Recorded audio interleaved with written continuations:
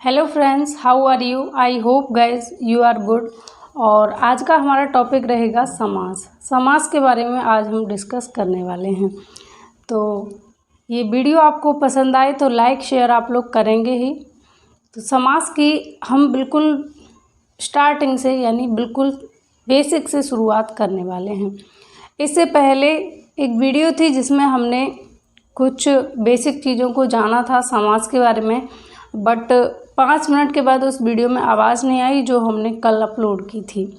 Mick problem कर गया था, लेकिन अब उम्मीद है कि ऑडियो वीडियो सब क्लियर होगा और हम स्टार्ट करेंगे आज समास के बारे में।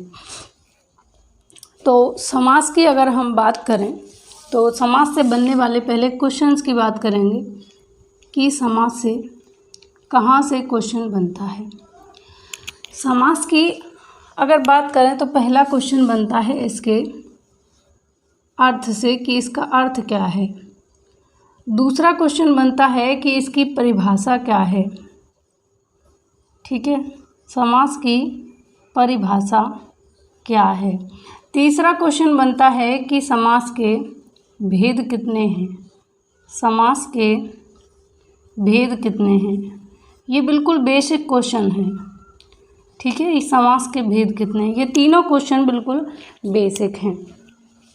तो इसको हम जानेंगे। इससे पहले आप लोगों से रिक्वेस्ट है कि इस वीडियो को पहले शेयर कीजिए, ताकि जो लाइव डिस्कशन है इसमें आप सब लोग इंक्लूड रहें, साथ में एंजॉय के साथ में पढ़ाई को करें। पढ़ना एक बोझ ना समझ के इसको एंजॉय के साथ में पढ़ा जाए। और पूरा मैं हमेशा कहती हूँ कि पूरी महाभारत न लिख के बस छोटे छोटे टुकड़ों में चीज़ों को लिखा जाए, शॉर्ट तरीके से चीज़ों को समझा जाए, शॉर्ट तरीके से चीज़ों को अपने पास रखा जाए। उससे क्या होगा, एग्ज़ाम टाइम आप जब रिवीजन करेंगे तो आपको सहूलियत रहेगी। यहाँ डिटेल में समझने के बाद में मैं आपको बताऊँगी कि इनको शॉर्ट में भी आपको कैसे नोट करके रखना है। ठीक है, तो हम बात करें समास के अर्थ की, तो समास का अर्थ होता है संक्षेप। ठीक है, संक्षेप या संक्षेपीकरण। ठीक है, संक्षिप्तीकरण लिख सकते हैं, संक्षिप्तीकरण। और एक अर्थ और होता है, क्या बोलते हैं इसको, इसी को हम बोलते हैं समस्त पद। समस्त पद, इसी को हम बोलते हैं सामासिक पद। ठीक है, सामासिक पद, या इसी को आप बोल सकते हैं एक चीज़ और, क्या मैं ऊपर लिख देती हूँ, संपूर्ण पद। संपूर्ण पद। ठीक है, तो इतने सारे समास के अर्थ होते हैं। अब अगर आपके ऑप्शन में सपोज दैट आपके ऑप्शन में दिया हो कि समास का अर्थ क्या है, और वहाँ ऑप्शन में आपके दिया हो संक्षेप, समस्त पद, सामासिक पद, और एक ऑप्शन दिया हो उपरोक्त सभी। ठीक है, तो आपको ध्यान रखना है, क्या होता है कि आप जो पढ़ते आए हैं अब तक, एक ही चीज़ पढ़ा होगा अब तक कि समास का अर्थ होता है संक्षेप करना, छोटा कर देना, किसी भी शब्द को, उसकी संरचना को छोटा कर देना, किसी वाक्य की संरचना को छोटा कर देना, या कोई वक्तव्य युक्ति है उसको छोटा कर देना समास का अर्थ होता है। लेकिन ध्यान रखिए, उसी को हम अन्य नाम से भी जानते हैं, और वो अन्य नाम मैंने आपके सामने सारे रखे जो आपके एग्ज़ाम में पूछे जा चुके हैं। तो समास का अर्थ सिर्फ संक्षेप ना बोलकर उसे हम संक्षिप्तीकरण भी बोल सकते हैं, समस्त पद भी बोल सकते हैं, सामासिक पद भी बोल सकते हैं, संपूर्ण पद भी बोल सकते हैं। समस्त पद या संपूर्ण पद का अर्थ होता है अपने आप में पूरा, यानी समास का जो अर्थ होता है वो अपने आप में पूरा होता है, अधूरा नहीं होता। ठीक, इतनी बात आपको क्लियर हुई। और ध्यान रखिए कि समास जो है ये टॉपिक बहुत महत्वपूर्ण है। आप किसी भी एग्ज़ाम की तैयारी कर रहे हैं और जहाँ पर हिंदी आपसे पूछा जाएगा वहाँ समास से आपसे क्वेश्चन पूछ ही लिया जाता है। ये बहुत महत्वपूर्ण है, ये बात आपको ध्यान रखनी है, इग्नोर नहीं करनी। ठीक है, तो यहाँ तक की बात आपको क्लियर हुई। समास का जो अर्थ है वो समझ में आया होगा कि समास का क्या अर्थ होता है। तो समास का अर्थ होता है संक्षेप, संक्षेपीकरण या संक्षिप्तीकरण, समस्त पद, सामासिक पद या संपूर्ण पद। तो इतने सारे नाम, इन सब का एक ही मतलब है, क्या है, इनका अर्थ होता है कि अपने आप में पूरा संक्षेप में हो और अपने आप में पूरा हो, उसे हम क्या कहेंगे, उसे हम समास कहेंगे या सामासिक पद कहेंगे या उसे समस्त पद कहेंगे या उसे संपूर्ण पद कहेंगे या उसको हम संक्षेपीकरण कहेंगे। ठीक है, अब हम इसके बाद आगे बढ़ेंगे और बात करेंगे समास की परिभाषा की। तो भेद को मैं यहाँ से इरेज करती हूँ क्योंकि परिभाषा कोई एक नहीं है समास की, आपको अलग अलग तरीके से परिभाषाएं देखने को मिलेंगी। क्योंकि अभी तक क्या था प्रचलन में और बुक्स में, मैं देखती हूँ, आप भी देखते हैं कि बुक्स में सिर्फ ये दे दिया होता है 2 शब्दों के मेल को समास कहते हैं। लेकिन अब जो है एग्ज़ाम में पूछने का तरीका चेंज हो चुका है। अब ये जो घिसी पिटी परिभाषा है, यानी कि जो पुरानी परिभाषा है वो मान्य नहीं है। मान्य का मतलब है कि एग्ज़ाम में पूछी नहीं जाती, क्योंकि सब इसी को रटे रहते हैं कि 2 पदों के मेल से समास बनता है, 2 शब्दों के मेल से समास बनता है। ये परिभाषा सिर्फ काम नहीं चलाएगी आपका, ध्यान रखिएगा। आपको लॉजिक समझना पड़ेगा, आपको जो समास बने हुए हैं उनसे खुद से परिभाषाएं बनानी पड़ेंगी, तब आप जाकर एग्ज़ाम में एग्जामिनर को मात देंगे, यानी एग्ज़ाम को क्लियर कर पाएंगे। ठीक है, तो हम यहाँ बात करेंगे समास की परिभाषाओं की। जैसे देखिए, पहले मैं आपके सामने एग्जाम्पल लिखती हूँ, उसके बाद हम परिभाषा बनाएंगे। क्योंकि किसी भी चीज़ को समझने के 2 तरीके होते हैं। पहले उसको कैसे समझेंगे, आगमन से निगमन की ओर, यानी उदाहरण देंगे, उसके बाद में परिभाषा बनाएंगे। फिर एक बार क्या करेंगे, परिभाषा बनाएंगे, फिर उदाहरण देंगे। दोनों विधियों को इंक्लूड करना है, निगमन से आगमन भी और आगमन से निगमन भी। दोनों विधियों को जब इंक्लूड करेंगे तो दोनों तरीके से आप समझ पाएंगे, फिर उसके पीछे जो लॉजिक छुपा हुआ है उसको आप समझ पाएंगे। तो चलिए हम बात कर लेते हैं। यहाँ पर पहले मैं दे देती हूँ एग्जाम्पल। जैसे मैंने लिखा प्रतिदिन, ठीक है, क्या लिखा हमने, प्रतिदिन लिखा। ठीक, प्रतिदिन लिख दिया, या मैं लिख दूँ यहाँ आजीवन, आजीवन।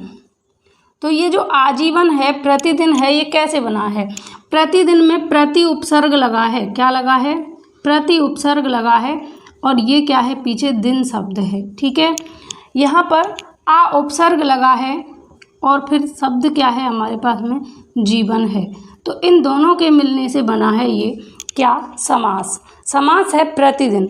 और आपसे पूछा जाए प्रतिदिन में और आजीवन में कौन सा समास है, तो ध्यान रखिएगा अव्ययी भाव समास है। कौन सा समास है, अव्ययी भाव समास। क्यों है अव्ययी भाव समास, ये भी जानेंगे। ठीक है, तो सबसे पहली बात आपको ये पता लगी कि प्रतिदिन में और आजीवन में कौन सा समास है, अव्ययी भाव समास है। प्रतिदिन और आजीवन को हम अलग अलग करना चाहें तो कैसे अलग करेंगे, क्योंकि क्वेश्चन ये भी बन सकता है कि प्रतिदिन समास में या प्रतिदिन शब्द में कौन सा उपसर्ग लगा है, या प्रतिदिन शब्द में शब्दांश क्या है, शब्दांश क्या है और शब्द क्या है, ये भी आपको समझना जरूरी है। किसी भी तरीके से क्वेश्चन पूछा जाए, घुमा फिरा के कैसे भी पूछा जाए, आपको क्या करना है, आप कहेंगे इधर आओ, क्वेश्चन से कहेंगे इधर आओ, आपके पास आएंगे, आप उसको पकड़ के और ऐसे दे मारेंगे। क्यों, क्योंकि आपको आता है, आप उसे तोड़ मरोड़ देंगे। ठीक है, तो समझिए इस बात को।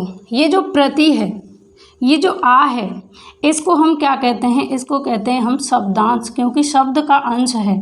उपसर्ग को हम किसके नाम से जानते हैं, शब्दांश के नाम से भी जानते हैं।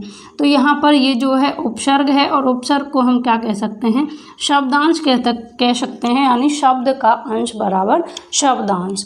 ठीक, अब हमने देखा कि यहाँ पर एक शब्दांश है और एक क्या है, शब्द है। दिन क्या है हमारे पास में, शब्द है।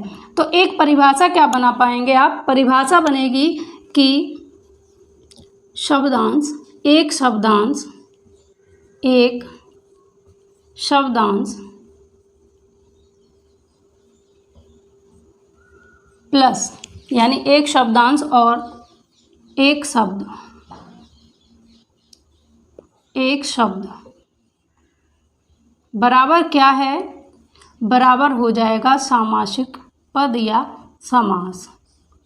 सामासिक पद या फिर समास। ठीक है,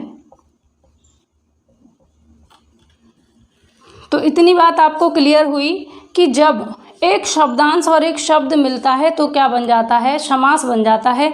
यहाँ आपके सामने एग्जाम्पल है, बिल्कुल क्लियर है चीज़ें कि एक शब्द है और एक शब्द है और एक शब्दांश है। ठीक है, आगे शब्दांश है, पीछे शब्द है, इन दोनों के मिलने से क्या बन गया हमारे पास में, समास बन गया, प्रतिदिन। ठीक है, ऐसे ही आजीवन, आजीवन शब्द है, आ यहाँ पर क्या है, उपसर्ग है यानी शब्दांश है, और जीवन हमारे पास शब्द है। तो एक शब्दांश और एक शब्द ने मिलकर क्या बनाया, समास या सामासिक पद या समस्त पद या संपूर्ण पद बना दिया। तो इतनी बात आपको क्लियर हुई, एक परिभाषा आपकी यहाँ से कंप्लीट होती है। और दोनों क्वेश्चन भी ध्यान रखिएगा कि आजीवन में और प्रतिदिन में, इन दोनों में समास पूछा जाएगा तो आप अव्ययी भाव समास लगाएंगे। इसके अलावा इसमें पूछा जा सकता है कि प्रतिदिन शब्द में अव्ययी भाव समास है, इसमें शब्दांश आपको बताना है। तो ऑप्शन में प्रति दिया होगा, दिन दिया होगा, उपरोक्त दोनों या जो भी दिया हो आपके ऑप्शन में, आपको ध्यान रखना है कि शब्दांश का मतलब उपसर्ग है। उपसर्ग को हम शब्दांश के नाम से भी जानते हैं। तो इसमें उपसर्ग क्या है, प्रति है, इसमें उपसर्ग क्या है, आ है। तो शब्दांश आपको पता है और शब्द भी पता है, तो इनको आप सेपरेट कर लेंगे। तो किसी भी तरीके से क्वेश्चन पूछा जाएगा आप आंसर कर पाएंगे, ऐसी मैं उम्मीद करती हूँ। इतनी बात क्लियर हुई तो कमेंट करके बताइए, और यहाँ तक की बात समझ में आई तो थम्स अप करके बताएंगे कि आपको ये सब क्लियर हुआ। ठीक है, अब हम आगे बढ़ेंगे और दूसरी परिभाषा के बारे में जानेंगे कि दूसरी परिभाषा आप कैसे बना सकते हैं। ठीक है, तो दूसरी परिभाषा जैसे हम बनाएं, मैंने लिखा यहाँ दिन दिन, क्या लिखा, दिन दिन। ठीक है, एक मैंने लिखा दिनों दिन, दो चीज़ें लिखी, दिन दिन और दिनों दिन। ठीक है, एक मैंने लिखा यहाँ कान कान, कान कान, और एक लिखा कानों कान, कानों कान। ठीक है, तो यहाँ आपने देखा कि एक शब्द और एक शब्द, दो शब्द क्या मिले, यहाँ पर दो शब्द मिले, एक शब्द ये और एक शब्द ये। ठीक है, तो जैसे दिन दिन है, दिन दिन, इसमें कौन सा समास होगा, द्वंद्व समास होगा। कौन सा समास होगा, द्वंद्व समास होगा। ठीक है, और दिनों दिन, इसमें कौन सा समास होगा, तो इसमें अव्ययी भाव समास होगा। कौन सा समास होगा, अव्ययी भाव समास। इसके बारे में समझेंगे कि ये कैसे होते हैं आगे, जब हम समास को पूरे तरीके से एक एक करके डिस्कस करेंगे तब समझेंगे कि दिनों दिन में अव्ययी भाव कैसे होता है और दिन दिन में द्वंद्व समास कैसे होता है। दोनों चीज़ ध्यान रखिएगा। कान कान में कौन सा समास होगा, तो कान कान में होगा द्वंद्व समास, और कानों कान में हो जाएगा अव्ययी भाव समास। ठीक है, ये चीज़ ध्यान रखिएगा, कानों कान में हो जाएगा अव्ययी भाव समास। तो अब हमने यहाँ पर देखा एक शब्द और एक शब्द, दो शब्द हुए। ठीक है, तो दो शब्दों के मिलने से भी क्या बन रहा है, हमारा समास या समस्त पद बन रहा है या संपूर्ण पद बन रहा है। इसको मैं इरेज करती हूँ। इसके अलावा आपने दूसरी परिभाषा क्या बनानी है, दूसरी परिभाषा बनानी है यहाँ आपको, पहली है ये, दूसरी परिभाषा आप खुद से बनाएंगे, रटेंगे नहीं, चीज़ों को खुद से क्रिएट करेंगे। ठीक है, तो दूसरी परिभाषा हमने देखी कि दो शब्द हैं, एक शब्द इधर और एक शब्द इधर। तो हमने यहाँ लिखा एक शब्द प्लस एक शब्द बराबर क्या हो गया, समास।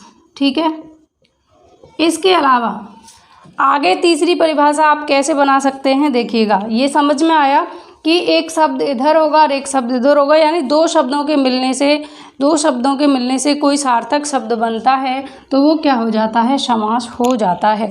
ठीक है, ये आपकी पुरानी परिभाषा जो चलती आ रही है। अब हम तीसरी परिभाषा देखेंगे, बहुत इंपॉर्टेंट है, ध्यान रखिएगा। जैसे मैंने लिखा राम लक्ष्मण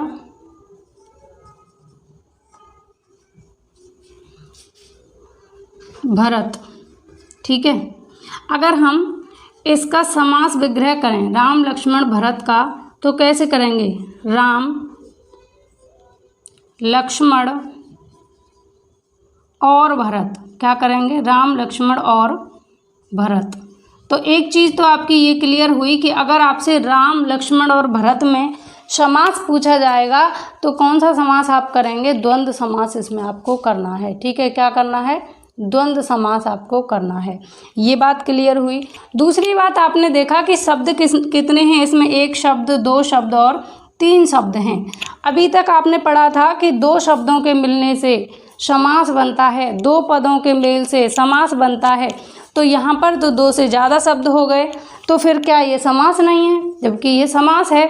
और एग्जाम्पल लें अगर हम इसके, तो और एग्जाम्पल्स ले सकते हैं, जैसे लाल, बाल, पाल। ठीक है, लाल, बाल, पाल, इसमें भी कौन सा समास होगा, इसमें भी द्वंद्व समास होगा। कौन सा समास होगा, द्वंद्व समास होगा। जैसे आगे हम और एग्जाम्पल लें इसके, तो क्या ले सकते हैं, आगे एग्जाम्पल ले सकते हैं हम, मदन, रमन, श्याम। ठीक है, अब हम इसका अगर विच्छेद करेंगे, जैसे मैंने कहा मदन, रमन, श्याम बाजार जाते हैं, और यहाँ पर मैं इसको अंडरलाइन कर दूँ कि मदन, रमन और श्याम, सॉरी मदन, रमन और ना लगाकर ऐसे ही मदन, रमन, श्याम बाजार जाते हैं। रेखांकित शब्दों में, रेखांकित पदों में कौन सा समास होगा, तो आपको आंसर क्या करना है, आप समझ गए होंगे, आंसर करना है आपको द्वंद्व समास। क्या करना है, द्वंद्व समास करना है।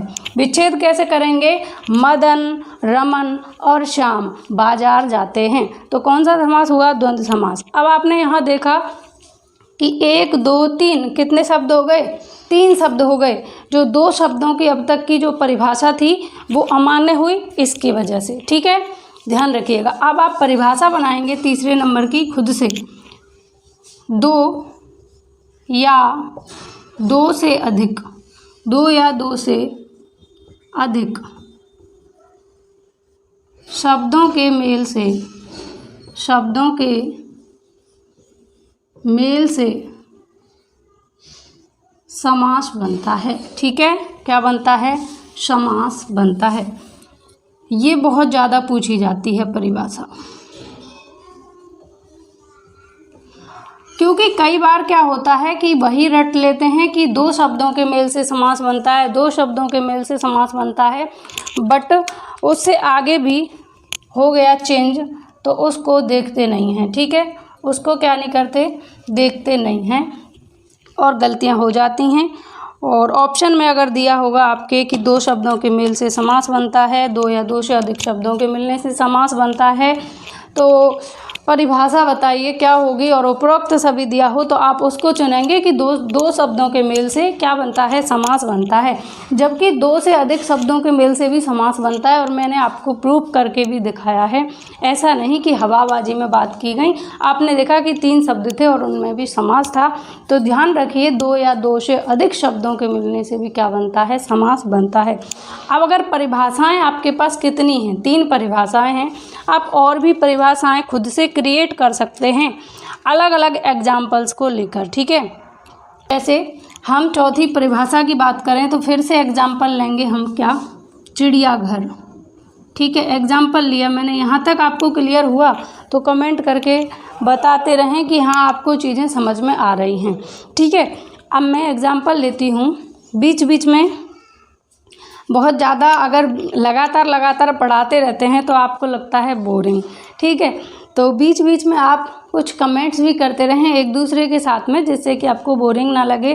और हाय हेलो जो आपका डेली का रहता है वो चलाते रहें एक दूसरे से, अच्छा रहता है, जानना एक दूसरे को अच्छा रहता है।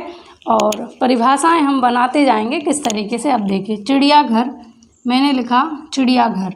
ठीक है, तो यहाँ हमने देखा क्या कि एक शब्द है और एक पद है। ठीक है, एक शब्द है और एक शब्द के साथ में जब भी किसी विभक्ति के साथ में कोई शब्द आता है तो वो शब्द ना होकर हम उसे क्या कहते हैं, हम उसे पद कहते हैं। ठीक है, क्या कहते हैं, पद कहते हैं। तो परिभाषा क्या बनेगी, यहाँ पर एक शब्द है और एक पद है, तो यहाँ परिभाषा बनेगी, चौथी परिभाषा आप बना सकते हैं कि एक शब्द प्लस एक पद दोनों मिलकर क्या बनाएंगे? समास बनाएंगे। क्या बनाएंगे? सामासिक पद बनाएंगे।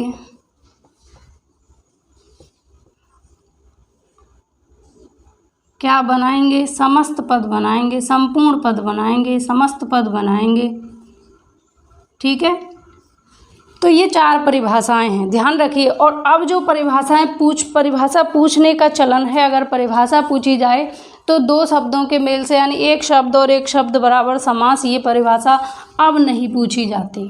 ठीक है, अगर अब परिभाषा पूछी जाती है तो ये परिभाषा पूछी जाती है एक शब्दांश प्लस एक शब्द बराबर क्या बनता है?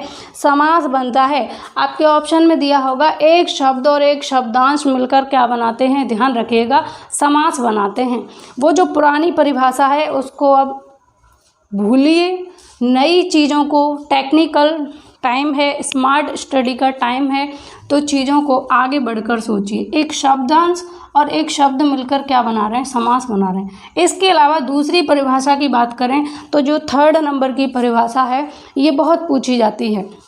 2 या 2 से अधिक शब्दों के मेल से क्या बनता है? समास बनता है, ध्यान रखिएगा। तो यहाँ तक का अगर समझ आया हो तो स्क्रीनशॉट ले सकते हैं, और साथ ही साथ अगर नोट करते जा रहे हैं तो बहुत खुशी की बात है।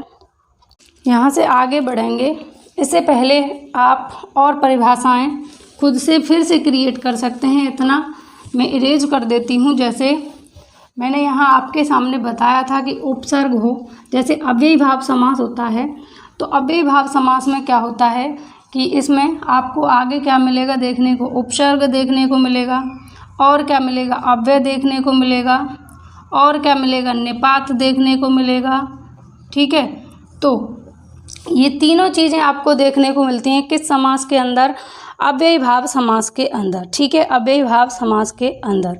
तो आप यहाँ से परिभाषाएं क्रिएट कर सकते हैं, आप नहीं, एग्जामिनर कर सकता है आपको फंसाने के लिए। तो आपको ध्यान रखना है कि फंसना नहीं है, हमें लॉजिक समझना है। कैसे? जैसे मान लीजिए मैंने अभी आपको बताया था, ऐसे एग्जाम्पल दिया था आजीवन। ठीक है, तो इसमें क्या है? ये उपसर्ग है आ, तो यहाँ पर क्या हो गया? उपसर्ग के बाद शब्द आए,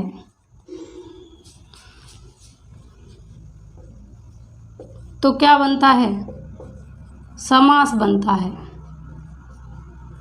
ये भी तो पूछा जा सकता है, तो ये सही है, गलत कहाँ है?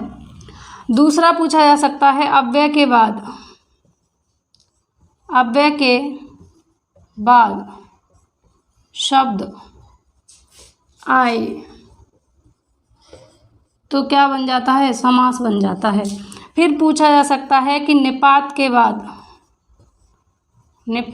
बाद शब्द आए तो क्या बन जाता है? समास बन जाता है। तो 3 परिभाषाएं आपकी ये हो गई, 4 आपके पास पहले से थी, 5, 6 और 7 परिभाषाएं आपके पास हो गई।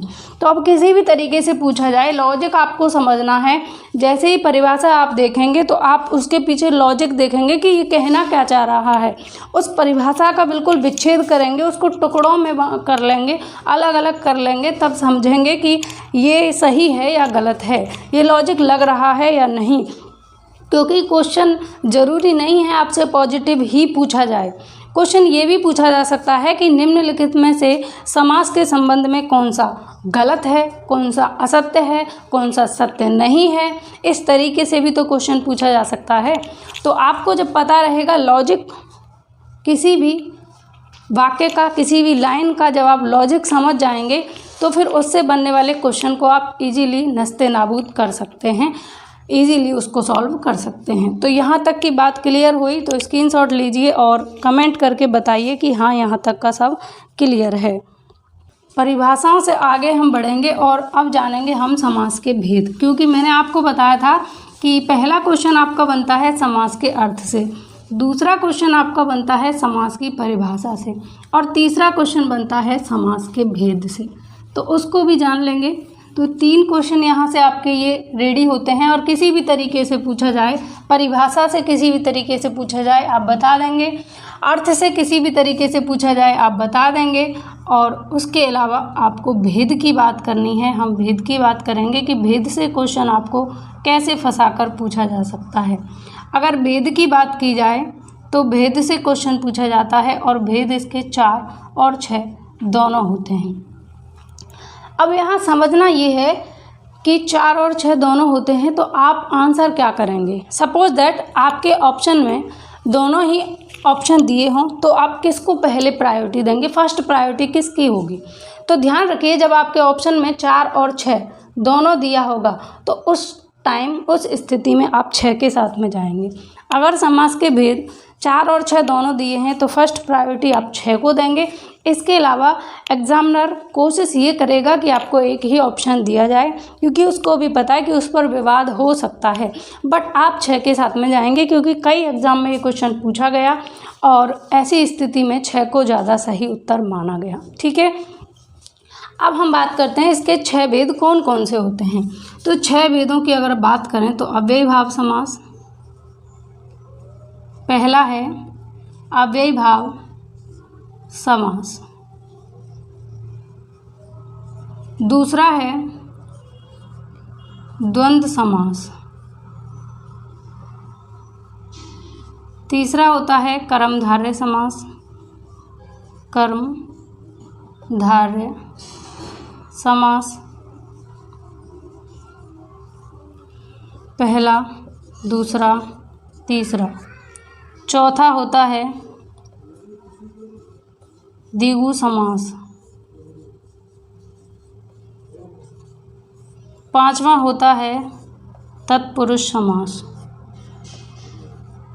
तत्पुरुष समास।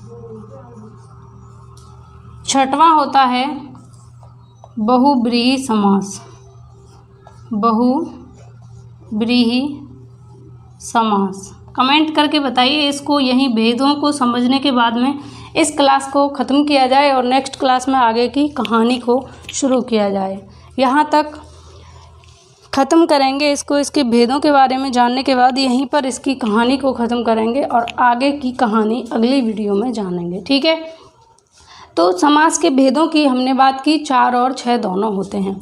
6 आपके सामने लिखे हुए हैं। अब आपको जानना यह है कि 4 कौन सी स्थिति में होते हैं, और जब 4 होते हैं तो बाकी के 2 कहाँ चले जाते हैं, और वो 2 कहीं चले जाते हैं तो वो 2 भी कहाँ चले जाते हैं, ऐसी कौन सी जगह है जहाँ उनको हाइड कर दिया जाता है, छुपा दिया जाता है। तो ये बात आपको समझनी है। इसके लिए ध्यान रखिए कि समास के मेन भेद अगर होते हैं तो 4 कौन कौन से, अव्ययीभाव समास होता है, द्वंद्व समास होता है, इसके अलावा तत्पुरुष समास होता है और बहुव्रीहि समास होता है। तो ये 4 होते हैं, यहाँ तक ये। अब जब 4 ये मेन होते हैं तो उस स्थिति में कर्मधारय और द्विगु कहाँ चले जाते हैं, इनका कहाँ पर जो है छुपाव कर दिया जाता है। तो ध्यान रखिए, ऐसी स्थिति में कर्मधारय और द्विगु समास दोनों ही समास तत्पुरुष समास में आ जाते हैं। ध्यान रखिएगा, ठीक है। ऐसी स्थिति में तत्पुरुष, कर्मधारय और द्विगु समास दोनों ही तत्पुरुष में आ जाते हैं। तो इनको ऐसे करके बना लीजिए कि ये तत्पुरुष में आ जाते हैं। कौन कौन से, कर्मधारय समास और द्विगु समास किस में आ जाते हैं, तत्पुरुष समास में आ जाते हैं। ठीक, तब हमारे समास के भेद कितने होते हैं, 4 होते हैं। क्योंकि आपसे ये भी पूछा जा सकता है कि समास के जब 4 भेद होते हैं तो निम्न में से कौन कौन से समास के भेदों में इंक्लूड होता है। तो मान लीजिए आपके ऑप्शन में कैसे भी घुमा फिरा के क्वेश्चन पूछे, आपको ध्यान रखना है कि जब 4 भेद होते हैं तो कौन से नहीं होते। तो कर्मधारय और द्विगु नहीं होते, और जो होते हैं वो कौन कौन से हैं, अव्ययीभाव है, द्वंद्व है, तत्पुरुष है और बहुव्रीहि है। ये 4 समास होते हैं। ठीक, ध्यान रखिएगा। और एक चीज़ आपको ध्यान रखनी है, समास में जब समास में आपको ऐसा लगे कि ये जो ऑप्शन दिया है इसमें से कर्मधारय या द्विगु कोई एक हो सकता है, तो इस स्थिति में फर्स्ट प्रायोरिटी आप बहुव्रीहि को दीजिएगा।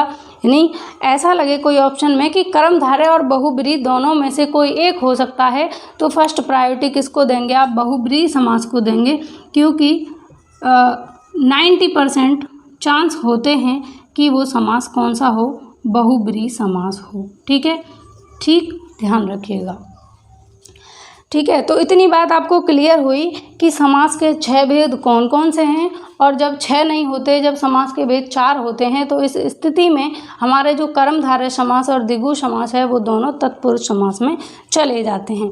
इसलिए समास में कन्फ्यूजन होती है आपको कि आप ये सोचते हैं कि अभी तो इसमें तत्पुरुष समास था, अब कर्मधारय हो गया, या अभी कर्मधारय था तत्पुरुष हो गया। और कई बार जब द्विगु समास ऑप्शन में नहीं होता तो आपको क्या करना रहता है, तत्पुरुष समास करना रहता है, क्योंकि ये तत्पुरुष में ही समाहित हो जाते हैं। ध्यान रखिए कि जब आपके ऑप्शन में कर्मधारय और द्विगु समास ना हो तो आप तत्पुरुष के साथ में जाएंगे, क्योंकि तत्पुरुष का आपको पता है कि जितने भी हमारे कारक चिन्ह हैं उन सबके साथ में तत्पुरुष समास चलता है। कर्ता, कर्म, करण, संप्रदान, उपादान, अधिकरण, संबंध में, पर, ऊपर जितने भी हैं उन सबके साथ में तत्पुरुष चलता है। ध्यान रखिएगा। तो इतनी बात आपको क्लियर हुई होगी कि कर्मधारय और द्विगु कहाँ चले जाते हैं, तत्पुरुष में चले जाते हैं। समास के कितने भेद हैं, तो समास के 6 भेद हैं, अव्ययीभाव समास, द्वंद्व समास, कर्मधारय समास, द्विगु समास, तत्पुरुष समास और बहुब्रीहि समास। ठीक है, तो ये आपको क्लियर हुआ। अब हम बात करते हैं कि आप इनकी पहचान कैसे करेंगे। एक चीज़ और पूछी जाती है एग्जाम में, वो ये है, क्वेश्चन ये पूछा जाता है कि इस समास में कौन सा पद प्रधान होगा। ठीक है, और आप कई बार इस चीज़ में कंफ्यूज रहते हैं। तो देखिए, हम यहाँ आपको एक शॉर्ट ट्रिक बता देते हैं कि ये 3 हैं।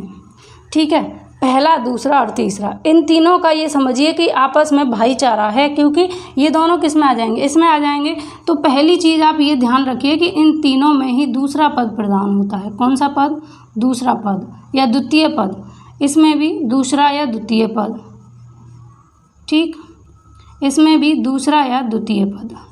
पहले इतना समझिए, उसके बाद की कहानी आगे समझेंगे। इतना क्लियर हुआ कि कर्मधारय समास में, इसलिए मैंने बीच में लिखा है इन तीनों को और पास में लिखा है, कर्मधारय समास में भी दूसरा पद प्रधान होगा। इसके अलावा द्विगु समास में भी दूसरा पद प्रधान होगा, तत्पुरुष समास में भी दूसरा पद प्रधान होगा। अब अगर हम यहाँ बात करें अव्ययीभाव की, तो आपको पता है कि अव्ययीभाव समास में पूर्व पद प्रधान होता है, पहला पद प्रधान होता है, प्रथम पद प्रधान होता है। ये आपको ध्यान रखना है। ठीक है, पहला पद। अगर हम द्वंद्व की बात करें तो द्वंद्व में दोनों ही प्रधान होते हैं। द्वंद्व में द्वंद्व चलता है, लड़ाई झगड़ा चलता रहता है कि मैं बड़ा या मैं बड़ा, दोनों पद प्रधान होते हैं, ना पहला ना दूसरा, बल्कि दोनों ही इसमें प्रधान होते हैं। ठीक, जैसे हमने देखा माता पिता, माता पिता, तो माता पिता का क्या बन जाएगा, पितरऊ बन जाएगा। ठीक, यानी दोनों ही प्रधान हुए, ना माँ कम ना पिता कम। उसके बाद हम बात करें बहुब्रीहि समास की, तो बहुब्रीहि समास में ना तो पहला पद प्रधान होता है, ना दूसरा, कोई अन्य ही पद प्रधान होता है, अन्य पुरुष प्रधान होता है। ठीक है, इतनी बात आपको क्लियर हुई। अब बताइए कि अगर आपसे पूछा जाएगा कि दिए गए समास में कौन सा पद प्रधान होता है, तो आप बताएंगे कि इन तीनों में, यानी कर्मधारय, द्विगु और तत्पुरुष में दूसरा पद प्रधान होता है।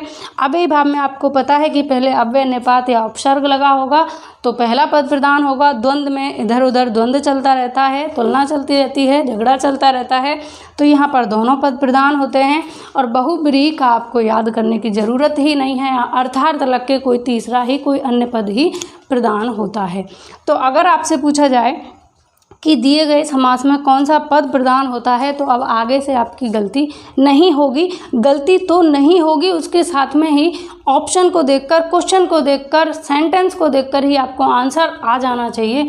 इतना आपके सामने समास क्लियर होना चाहिए। इस वीडियो को देखने के बाद में यहाँ से जितना भी आपको समझाया, इससे रिलेटेड आपका एग्ज़ाम में कभी गलत ना हो, ऐसा मेरा उद्देश्य है। कमेंट करके बताइए कि यहाँ तक की बात क्लियर हुई। अब हम यहाँ बात करेंगे आगे, अभी इसमें और भी है समझने के लिए। वो क्या है, जैसे कर्मधारय समास है, तो कर्मधारय समास में दूसरा पद प्रधान होता है। साथ में ही आपको ध्यान रखना है कि इसमें विशेषण और विशेष्य भी होता है, विशेषण और विशेष्य। ठीक है, विशेषण और विशेष्य वो समझेंगे अभी कैसे। ठीक, इसके अलावा द्विगु समास, द्विगु समास में क्या होता है, दूसरा पद प्रधान होता है, इसके साथ साथ में पहला पद संख्यावाची होता है, पहला पद संख्यावाची। ठीक है, संख्यावाची।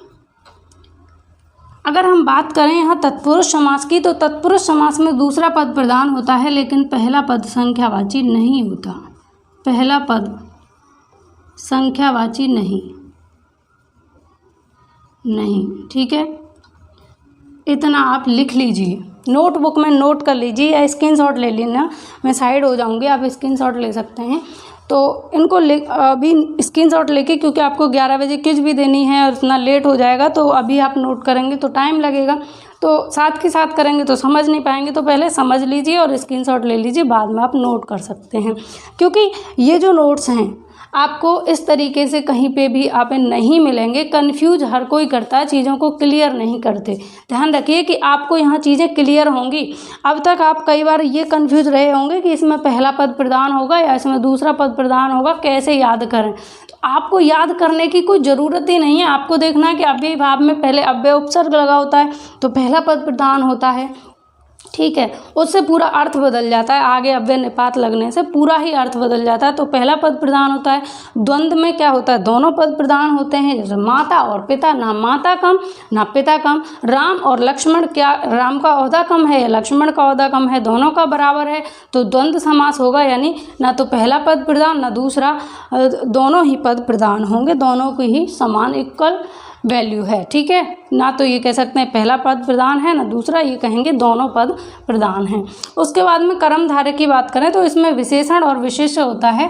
जैसे मैंने कल भी आपको बताया था, लेकिन कल वॉइस नहीं आई थी। जैसे मैंने कहा काला सांप, काला सांप, तो यहाँ हमने देखा कि ये सांप जो है इसकी विशेषता बताई जा रही है। सांप कैसा है, काला है, लेकिन प्रधान कौन है, सांप ही तो है, क्योंकि सांप की ही तो विशेषता बताई जा रही है, तो दूसरा पद प्रधान होगा। लेकिन ये जो काला शब्द है ये क्या है, ये विशेषण है। ये क्या है, विशेषण है, और ये क्या है, विशेष्य है। तो अगर आपसे क्वेश्चन ये और बन सकता है, क्वेश्चन पूछा जाए कि विशेषण और विशेष्य वाला कौन सा समास होता है, तो कर्मधारय समास होता है। उसके अलावा द्विगु समास की बात करें तो द्विगु समास में जैसे देखिए चौराहा, मैंने आपको बताया था, चौराहा आप ले सकते हैं। तो यहाँ हम कहेंगे चार राहों का समूह, चार राहों का समूह, ठीक है। जैसे कोई चार राह हैं, ये इस तरीके से मान लीजिए, ऐसे कोई चार राह हैं, ये और ये, तो चार राह जो हैं इनका समूह तो होगा, कोई जगह तो होगी, तो उसी का नाम ही तो रख दिया क्या, चौराहा। तो यहाँ पर प्रधानता किसकी हुई, दूसरे पद की प्रधानता हुई, लेकिन पहला पद क्या हुआ, पहला पद संख्यावाची हो गया। जैसे मैंने यहाँ दूसरा एग्जाम्पल अगर मैं लूँ तो ये ले सकती हूँ पंचवटी, पंचवटी। तो हमने कहा पंचवटी का क्या अर्थ होता है, इसका विच्छेद करें, समास विग्रह करें, तो यहाँ कोई 5 वट होंगे और उनके बीच में कोई कुटिया होगी, तो 5 वटों का समाहार, तो हमारा दूसरा पद प्रधान हुआ और पहला पद क्या हो गया, संख्यावाची हो गया। तो कौन सा समास होगा, द्विगु समास हो जाएगा, ठीक है। तत्पुरुष समास में क्या होता है, दूसरा पद प्रधान होता है लेकिन पहला पद संख्यावाची नहीं होता। और इसमें भी अगर आपसे और ज़्यादा डीप पूछा जाए तो पूछा जा सकता है कि तत्पुरुष में कौन सा तत्पुरुष है। जैसे एग्जाम्पल लें कि देशभक्ति, तो इसको हम करेंगे देश के लिए भक्ति, देश के लिए भक्ति। तो ये कौन सा समास हो गया, यहाँ पर तत्पुरुष समास हो गया। एक और एग्जाम्पल हम लेते हैं तत्पुरुष समास में, जिसमें कई बार लोग गलती कर देते हैं और मैं नहीं चाहती वो गलती आप करें, इसलिए मैं आपको क्लियर कर देती हूँ। जैसे एक है कन्यादान, और इसका पूछा जाता है समास विग्रह, और ऑप्शन में दिया होता है कन्या के लिए दान, कन्या का दान, कन्या को दान, या इनमें से कोई नहीं। तो कई बार क्या होगा, जल्दी में कन्या के लिए दान कर देते हैं, कन्यादान का समास विग्रह क्या कर देते हैं, कन्या के लिए दान, ये कर देते हैं, क्योंकि ध्यान तो वही चीज़ रहती है ना, क्योंकि कहते हैं ना कि बच्चा अपने परिवेश से सीखता है, ये बात सही है। और आप करते जो हैं वो गलत भी नहीं है, क्योंकि जैसे किसी की शादी होती है किसी के यहाँ लड़की की, तो कहते हैं कि कन्यादान करने जा रहे हैं, यानी कन्या के लिए दान करने जा रहे हैं, ये सोचते हैं। लेकिन इसका विग्रह ये नहीं होता कन्या के लिए दान, इसका क्या होता है विग्रह, ध्यान रखिएगा, समास विग्रह होता है इसका सही, कन्या का दान। क्या होगा, कन्या का दान। जो एक पिता अपनी कन्या का दान करता है उसको बोलते हैं कन्यादान। तो ध्यान रखिएगा, कन्यादान का अगर समास विग्रह पूछा जाए क्या होगा, तो ध्यान रखना कन्या का दान होगा। क्या होगा? कन्या का दान, ये सही होगा। और कन्या के लिए दान अगर आप करेंगे तो वो गलत हो जाएगा, ये ध्यान रखिएगा। ठीक, तो अगर हम आगे बात करें, यहाँ तक क्लियर हुआ हो तो मैं रेज कर देती हूँ इसको। आगे हम बात करते हैं, लास्ट हमारा रह गया बहुब्रीहि समास। बहुब्रीहि समास में जैसे एग्जाम्पल लेते हैं हम चतुर्मुख। चतुर्मुख, तो इसका समास विग्रह कैसे करेंगे? चार हैं मुख जिसके, मुख जिसके। अब यहाँ पर ना पहला पद प्रधान है ना दूसरा पद प्रधान है। अब यहाँ पर आएगा अर्थात, यानी कोई अन्य की बात की जा रही है। चतुर्मुख किसको कहा जा रहा है? यहाँ कहा जा रहा है ब्रह्मा को। ठीक है, चार हैं मुख जिसके अर्थात ब्रह्मा, यानी ना पहला पद प्रधान है और ना दूसरा पद प्रधान है। कौन प्रधान है? कोई अन्य ही पुरुष प्रधान है, कोई अन्य ही पद प्रधान होगा। तो कौन सा समास होगा? बहुब्रीहि समास हो जाएगा। जैसे हम और एग्जाम्पल लें तो अलग एग्जाम्पल ले सकते हैं, जैसे कि दूसरा एग्जाम्पल ले सकते हैं, जैसे चक्रपाणी। चक्रपाणी, तो चक्र है हाथ में जिसके, चक्र है हाथ में जिसके, तो क्या हो जाएगा? विष्णु। अर्थात किसी अन्य पुरुष की बात होगी तो अर्थात क्या हो जाएगा? विष्णु हो जाएगा। जैसे एग्जाम्पल लें हम चंद्रधर, चंद्रमा को धारण करने वाला अर्थात शिव। लंबोदर, लंबा है उदर जिसका अर्थात गणेश। तो अलग ही किसी की हम यहाँ पर बात करेंगे। जैसे वीणा पाणी, वीणा है हाथ में जिसके अर्थात सरस्वती या शारदे। यानी किसी अन्य पुरुष की जब हम बात करेंगे तो कौन सा समास होगा? बहुब्रीहि समास हो जाएगा। तो यहाँ पर हमने बात की समास के भेदों की, समास की परिभाषा की, समास के शाब्दिक अर्थ की, और समास में पद कौन सा प्रधान है ये आप कैसे पहचानेंगे इसके बारे में। तो आज की इस वीडियो को हम यहीं पर एंड करेंगे और आगे की वीडियो में हम एक एक करके सारे समासों को जानेंगे। अव्ययीभाव समास को जानेंगे, द्वंद्व समास को जानेंगे, कर्मधारय समास को जानेंगे, द्विगु समास को जानेंगे, तत्पुरुष समास को जानेंगे।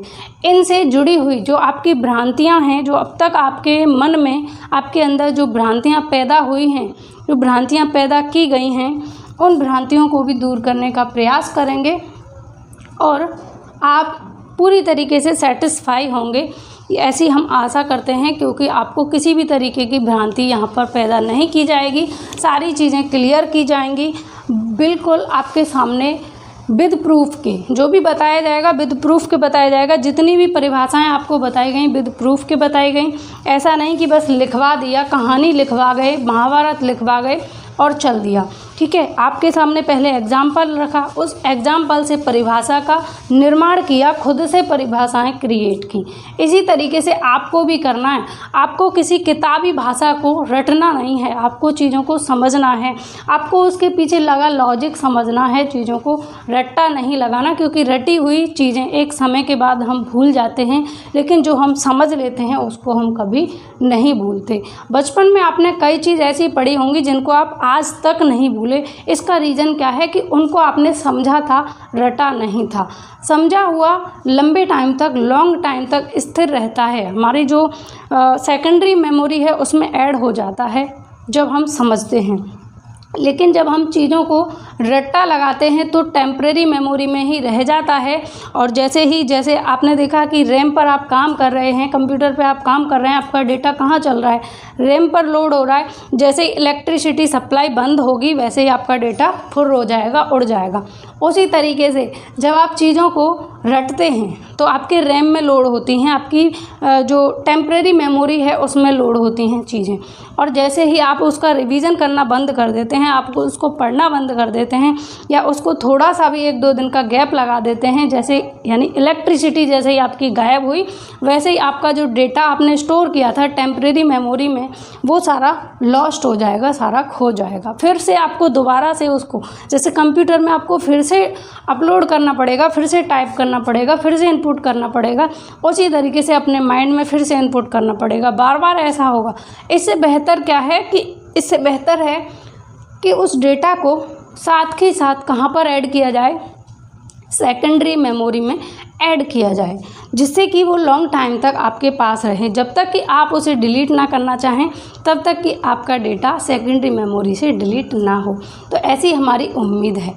दूसरी बात, आपको समाज से संबंधित हर एक चीज़ बताई जाएगी। जैसे दावत में हर चीज़ खिलाई जाती है, उसी तरीके से समाज से रिलेटेड आपका हर एक कन्फ्यूजन, हर एक भ्रांति, हर तरीके का आपका जो भी अब तक रहा कन्फ्यूजन वो सब दूर किया जाएगा।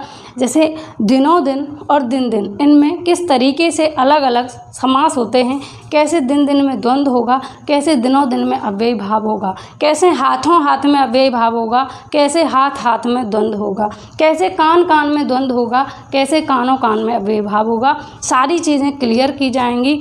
तो इतनी बात आपको समझ में आई हो, क्लास पसंद आई हो, क्लास धांसू लगी हो और ऐसा लगा हो कि हाँ इसको पढ़ने के बाद में आपने कुछ सीखा, तो इसको अभी शेयर कीजिए सभी फ्रेंड्स के साथ में।